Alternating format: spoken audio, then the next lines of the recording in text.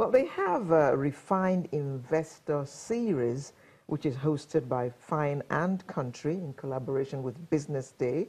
And it's a premium real estate forum for astute and aspiring investors to receive accurate and current market insight on the real estate industry in Nigeria.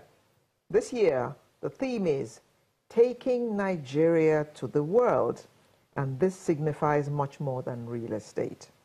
It also means showcasing the best of Nigeria. Nigeria is going to put its best foot forward at this place, so everybody pay attention. Now we have the CEO of Fine and Country West Africa, Mrs. Udo Okonjo, with us this morning. Good morning. Good morning. Thank you for having me. Thanks for coming. Refined Investment Series. Oh, Refined Investor. Investor, yes. Refined Investor Series. Now, what exactly is the meaning of that? Not just investor. They have, I mean, the investor has to be refined. Well, how so? Well, you know, we believe that, you know, investment is all about insight, information, you know, making sure that people have the right, the accurate information and knowledge to support their investment decisions in really any asset class. And so Refine for us is about equipping and arming the investor with the right information to enable them make more discerning decisions about their investments. And that's what the Refined Investor Series is about. It's been on in Nigeria for the last 5 years. And this year we thought to take it overseas to London. Oh, it's not even holding here? No, it's not. It's holding in London on the 6th and 7th of October. Why London?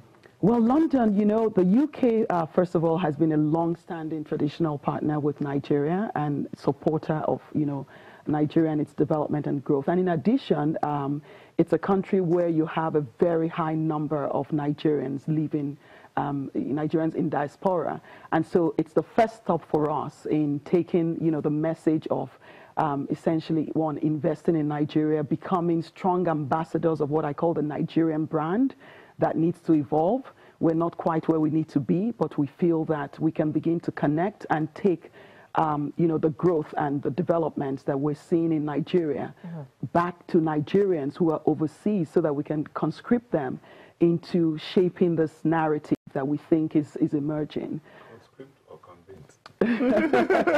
Conscript and convinced, because, you know, in my travels, when I deal with, you know, Nigerian professionals and entrepreneurs who live overseas, you have two sets of people. You have those who are diehard, you know, believers in Nigeria.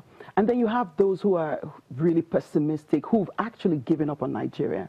And I find that quite painful because while there is obviously, you know, fundamental reasons that could back their pessimism, but I do believe that, you know, as Nigerians, Nigeria is you know, is our home, and as difficult as it is, it's the only one we have. Exactly. So it's really about beginning to also share and show them, you know, one, the opportunities, but also the development, no matter how small they are.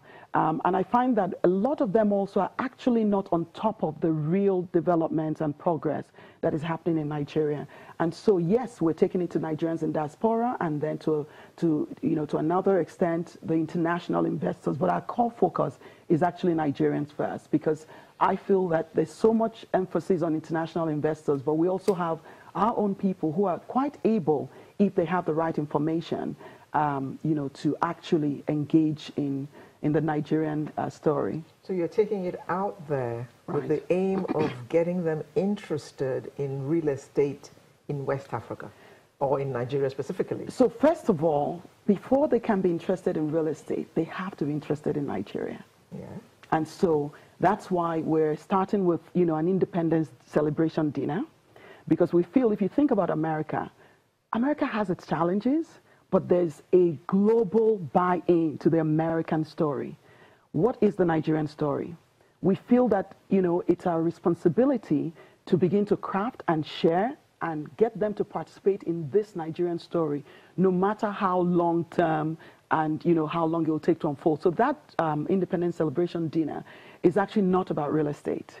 it's an Okay. opportunity to, you know, share our positive stories. And you're talking about you're starting off with, you called it an independent dinner? Yes, it's an independent celebration dinner, and we have His Excellency Senator Pt.1, who will be the keynote speaker.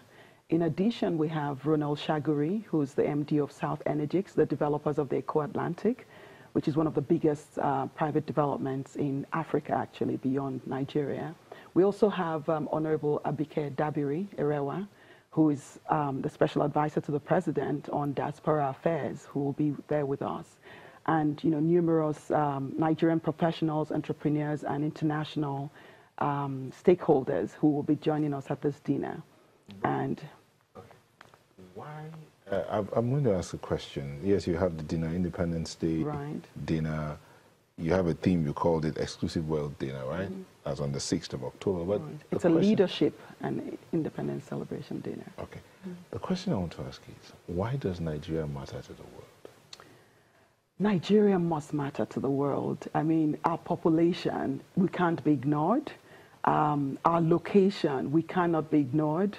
Our potential also. I know some people say we've talked enough about potential. Let's start seeing the actual. Let's get some action, but please. I think there is some action. It just depends on what perspective. Rome was not built in a day. I know it's the same. We have to find the optimists, because, you know, nothing was ever built by pessimists. I know that Nigeria is a very difficult story. The other day, as a matter of fact, yesterday, I was at the Chevening dinner of, you know, Nigerians who are chosen for their leadership potential, which, by the way, Mr. John Momoh is our new president. We're very proud to have him. And, you know, we were just talking about what it is that we have to come back to the country and develop it and all of that. But in that same conversation, we found out that there's a lot of brain drain. A company just let go about 400 people, and 35 of them moved to Canada. Now, can you imagine what the loss of that level of, you know, expertise to the country? And it's been ongoing, and it will continue, because people are actually giving up on the country. We don't want that to happen. So Nigeria matters, because can you imagine if Nigeria were to fail? Think about the impact on the world. So Nigeria has to matter. And I think that we're not going to wait for the internationals to fix Nigeria for us. It's going to be done by Nigerians. And it's not just Nigerians who are in Nigeria, but Nigerians who are overseas also, who are also capable and who are serving other countries.